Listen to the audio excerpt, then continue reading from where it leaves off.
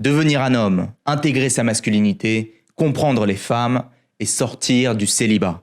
Mon message aux hommes célibataires et tous ceux qui galèrent pour rencontrer des femmes. Aucun homme n'est condamné à rester célibataire, je veux que vous sachiez ça. Aucun homme n'est condamné à rester repoussant, laid, inattirant. Tout homme peut travailler sur lui pour être attirant. Il peut travailler sur son état d'esprit, sa façon d'être, sa compétence, son rôle dans la société, sa capacité à générer des ressources, son aisance sociale, ses habitudes. Le plus moche des hommes physiquement peut devenir attirant en faisant tout ça, et si en plus il travaille son charisme, son style, son physique, alors il atteint les sommets. Tout homme est capable de le faire. Alors qu'est-ce qui empêche les hommes de devenir attirants? Pourquoi est-ce qu'il y a des hommes qui ne le sont pas? Si vous êtes un homme et que vous n'êtes pas satisfait au niveau relationnel, fermez tout ce que vous êtes en train de faire actuellement, écoutez activement cet épisode jusqu'au bout. Il a le potentiel de changer radicalement votre vie. Si vous êtes une femme, ça vous sera quand même utile pour mieux comprendre l'enfer que vivent certains hommes. Je suis Julien Kim, l'école traditionnelle ne nous enseigne pas les clés pour une vie plus épanouissante, plus réussie. C'est pourquoi j'ai créé une école pour apprendre à le faire. Un grand merci à nos grands contributeurs Ludwig, Samia, Saveria et Chami qui soutiennent le projet. Partie 1. Prendre ses responsabilités. Imaginez que vous êtes un homme et que toutes les femmes vous rejettent. À qui la faute? Ce n'est pas la faute de toutes les femmes. C'est probablement la vôtre. C'est vous qui ne savez pas ce que veulent les femmes, ce qu'est être un homme attirant et comment le devenir. Beaucoup d'hommes célibataires ont développé de la rancœur envers les femmes. Prenez cet homme qui fait beaucoup d'efforts, le mauvais genre d'efforts envers la femme qu'il convoite. Il croit qu'en étant gentil, serviable, à l'écoute, disponible, il est en train de gagner des points qui lui permettraient un peu plus tard de venir réclamer son dû.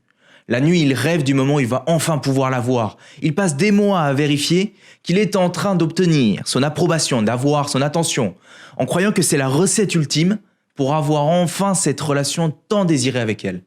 Et un jour, il prend son courage à deux mains et il se dit « Allez, c'est bon, j'ai suffisamment investi, je viens récupérer mon dû. Est-ce que tu veux bien accepter, s'il te plaît, mon amour ?» Et elle, qu'est-ce qu'elle fait à votre avis? Elle est dégoûtée de voir son pote gentil mais pas attirant lui faire des avances. Elle le met dans la friend zone, elle décline sa demande. À la place, elle va voir un autre mec qui pourtant, lui, n'a pas fait tous les efforts qu'il a fait. Alors il se dit « Mais quelle injustice! Quelle injustice !» se dit l'homme. Ou alors, prenons un autre exemple, par je ne sais quel miracle, l'homme arrive à se mettre en couple avec une femme. Elle avait peut-être un peu d'attirance pour lui au départ, mais après 1 an et demi, elle réalise qu'elle n'a plus aucun respect pour lui et elle finit par partir avec un autre homme. Quelle injustice, se dit l'homme. Les femmes sont toutes mauvaises, elles nous mentent, elles nous disent une chose et elles agissent d'une autre façon. Pourtant, elle m'avait dit il y a 1 an et demi qu'elle m'aimait et qu'elle ne me quitterait jamais. Il faudrait savoir. Ce genre d'expérience se répète plusieurs fois dans sa vie et ça y est, cet homme finit par développer une rancœur profonde envers les femmes. Et c'est pas fini parce que tous les hommes frustrés se retrouvent au travail, dans les bars, et ils se confirment entre eux à quel point les femmes sont des êtres imprévisibles, qu'on ne peut pas les comprendre, qu'il ne faut pas leur faire confiance, qu'elles sont hypocrites et qu'elles sont mauvaises. Et cette croyance devient vérité dans le monde, en société. Au moment où vous regardez cette vidéo, un grand nombre d'hommes vivent dans cette réalité-là et bien souvent jusqu'à la fin de leur vie. Si c'est votre cas, réveillez-vous. Voici votre cerveau. Votre cerveau a horreur du non-sens. Donc quand il ne comprend pas ce qui se passe, il cherche à donner un sens. Vous vivez une expérience de rejet, d'abandon, d'humiliation. Vous êtes persuadé d'avoir tout bien fait, que vous n'y êtes pour rien. Alors votre cerveau, qui n'arrive pas à trouver une explication logique et rationnelle, finit par conclure que la seule explication possible, c'est que vous êtes la victime d'une injustice. Les femmes sont incompréhensibles, ridicules, mauvaises, menteuses, manipulatrices, hypocrites. Ou alors vous vous dites que ce n'est pas de votre faute, parce que, et là vous insérez votre excuse préférée, parce que si vous n'y arrivez pas, c'est parce que vous êtes chauve, parce que vous êtes petit, parce que vous êtes moche, parce que vous êtes vieux. Et vous pouvez vivre dans cette réalité pendant des années, peut-être même que vous emporterez ces croyances jusque dans votre tombe. Imaginez que vous pouvez faire un choix très important. Quand vous vivez des difficultés, quand vous ne comprenez pas les souffrances qui vous surviennent, ou bien vous pouvez vous victimiser en disant « c'est injuste, pourquoi ça n'arrive qu'à moi ?» Trouver toutes les excuses qui justifient ce qui vous arrive. Juger, critiquer, blâmer, moquer, tourner en dérision, être dans le déni, fuir. Alors vous ne prenez aucune responsabilité dans votre expérience de la vie. Alors l'avantage, c'est que vous vous sentez soulagé parce que ce n'est pas de votre faute. Mais le prix à payer dans le long terme, c'est que vous continuerez de souffrir de la solitude, de la séparation et de l'isolement. Si vous ne choisissez pas le chemin de la responsabilité, alors vous deviendrez aigri, vous serez trop blessé par la tragédie de l'existence et vous chercherez à prendre votre revanche partout où vous le pourrez. Et ce n'est pas une bonne chose, c'est une grosse erreur. Ce n'est pas bon pour vous, ce n'est pas bon pour votre famille, ce n'est pas bon pour les autres. Parce que votre problème ne disparaîtra pas magiquement sous prétexte que vous rejetez la faute sur ce qui échappe à votre contrôle. Vous pouvez réaliser que face au non-sens, votre cerveau a construit cette vérité qui est en fait une illusion. Vous pouvez dire non à ce narratif que ce n'est pas de votre faute. Vous pouvez décider de prendre vos responsabilités. Vous pouvez vous asseoir et vous demander, de vraiment vous demander, ok, qu'est-ce qui ne va pas? Qu'est-ce que je suis en train de mal faire? Quelle part de responsabilité est-ce que je prends? Si vous voulez vivre un futur différent de votre passé, vous allez devoir penser autrement. Vous allez devoir accepter de prendre votre part de responsabilité. Je suis un homme, je ne suis pas attirant aux yeux des femmes, je prends la responsabilité de ma situation, je décide d'en avoir marre, je décide de changer les choses. Partie 2. Comprendre les femmes. Ce que veulent les femmes.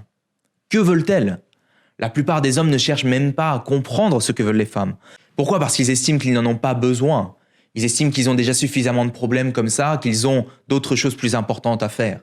Ils ne réalisent pas qu'en comprenant ce que veulent les femmes, en fait, ils comprennent ce qu'est la masculinité, ils comprennent qui ils sont, je dirais même ce qu'ils sont. Certains hommes disent « mais si elles veulent quelque chose, elles n'ont qu'à me le dire ». Mais ça ne se passe pas vraiment comme ça. Demandez à une femme, elles vous diront qu'elles veulent un homme attirant, un homme qui a du charme.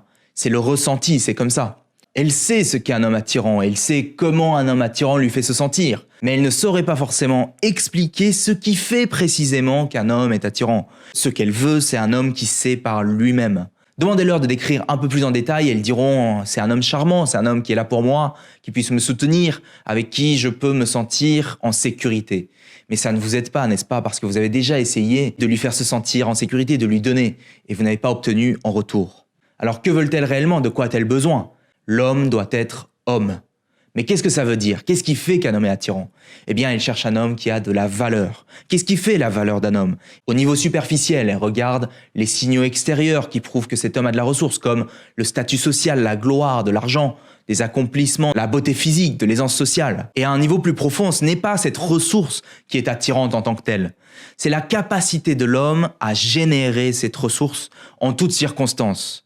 Un homme qui est capable de générer de la valeur, de transformer du plomb en or. Et parce qu'il est capable de générer de la valeur, c'est un homme qui a de la valeur. C'est là que ça devient très vaste. On parle d'un homme qui est capable de contribuer dans son environnement social, capable de faire prospérer son environnement, son entourage, sa famille, qui est capable de survivre, mais aussi de faire grandir. C'est aussi quelqu'un qui est capable de susciter des émotions agréables intenses, de créer de la joie, de la sérénité, la paix et l'abondance. Le progrès, l'élévation, l'évolution, l'amour, la compassion, la plénitude, l'excitation, la satisfaction, l'énergie, la vie. Et parce que c'est ce qui fait la valeur d'un homme, elle cherche un homme qui est centré sur sa mission, un bâtisseur, un roi, un guerrier, un explorateur, un aventurier, qui ne se laisse pas dévier de son chemin et qui, au cours de sa quête, démontre des vertus comme une confiance inébranlable et le courage. Un homme qui ne dépend pas uniquement des autres pour exister, survivre et créer l'abondance autour de lui, qui porte sa part de responsabilité, qui, dans la plus difficile des épreuves, est capable de puiser en lui-même les ressources nécessaires pour survivre et mener les autres au triomphe. Les femmes savent reconnaître les traits d'un homme de grande valeur parce qu'elles ont rencontré des centaines d'hommes sur leur chemin. Elles savent aussi reconnaître instantanément les hommes qui n'ont pas ces traits. Les hommes qui n'ont pas la vision, la confiance en soi, le courage, le leadership, la ressource financière, le statut social, la beauté du visage, la beauté physique, l'aisance sociale, l'intellect, le sens de l'humour, la motivation, l'état d'esprit.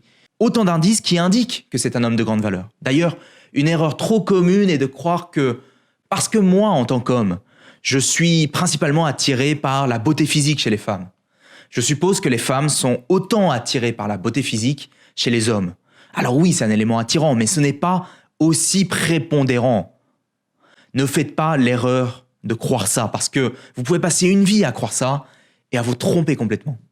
L'attirance n'a jamais été non plus en premier lieu une question de tendresse et de gentillesse. Ce n'est pas parce que vous êtes tendre et gentil que vous êtes attirant. Je ne dis pas de ne pas être tendre et gentil. C'est une bonne chose d'être tendre et gentil dans une relation. Mais ce n'est pas ce qui crée l'attirance en premier lieu. Vous pouvez être tendre et gentil et attirant, tout comme vous pouvez être tendre et gentil et ne pas être attirant. Mais pourquoi est-ce que les femmes veulent un homme qui est capable de générer des ressources ? Eh bien, elles recherchent un homme avec qui elles peuvent avoir une connexion véritable, avec qui elles peuvent se permettre d'être vulnérables, quelqu'un qui la comprend pleinement pour qu'elles puissent enfin être elles-mêmes, sans porter le masque social qu'elles doivent porter à chaque instant face aux dangers qui planent en permanence dans la société, avec qui elle peut baisser ses gardes pour exprimer pleinement son énergie féminine, sa féminité. Alors après, s'il vous plaît, c'est une peinture qui est relativement grossière que je fais de la masculinité et de la féminité dans les grandes lignes. Les mots sont une technologie de l'humain qui permettent au mieux de trianguler des phénomènes naturels, comme un pinceau que j'utiliserai pour peindre ce que je vois. La reproduction n'est jamais exactement fidèle, mais j'essaye de m'en approcher par des mots les plus précis possibles.